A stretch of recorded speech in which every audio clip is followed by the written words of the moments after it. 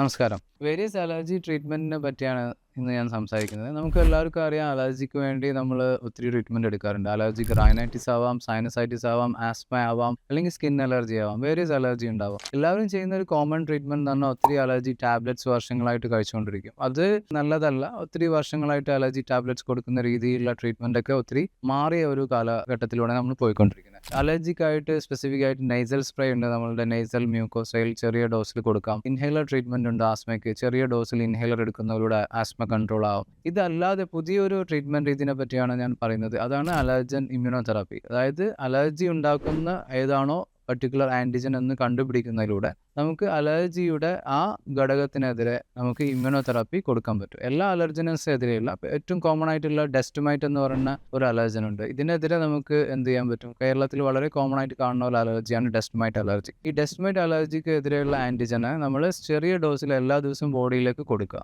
അങ്ങനെ ബോഡീനെ നമ്മൾ immunity develop ചെയ്യുക. ഇത് രണ്ട് രീതിയിൽ ചെയ്യാൻ നമുക്ക് ഇഞ്ചക്ഷൻ ആയിട്ടും ഉണ്ട്. അതുപോലെ സബ്ലിംഗ്വൽ നമ്മുടെ നാവിനടിയിൽ വെക്കുന്ന ഇമ്മ്യൂണോതെറാപ്പി ട്രീറ്റ്മെൻറ്റ് ഓപ്ഷനും ഉണ്ട്. ഇത് over A months over A years ചെയ്യുന്നതിലൂടെ അതിൻ്റെ ഡ്യൂറേഷൻ ഓരോ പേഷ്യൻസിനനുസരിച്ച് വേരി ചെയ്യും. ഓവർ എ ഇയേഴ്സ് നമുക്ക് ഈ അലർജിനോടുള്ള ഇമ്മ്യൂണിറ്റി ഡെവലപ്പ് ചെയ്യും. സിംറ്റംസ് കുറയാനും മെഡിസിൻസിൻ്റെ ഡോസ് കുറയ്ക്കാനും ഒക്കെ വളരെ എഫക്റ്റീവായിട്ട് കഴിയും. Thank you.